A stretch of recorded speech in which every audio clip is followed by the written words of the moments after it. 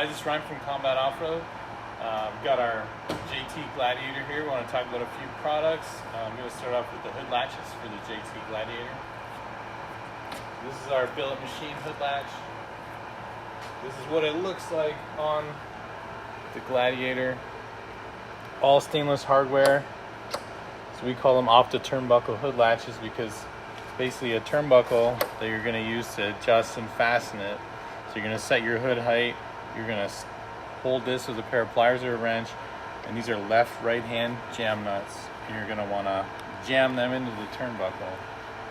So very easy operation. Once that's all set up, you just push the D10 on the pin, move that away, repeat the other side with the hood. You can see our logo all fancy. We have all stainless hardware, all to OE locations, all high profile billet machining with UV resistant hard coat anodized.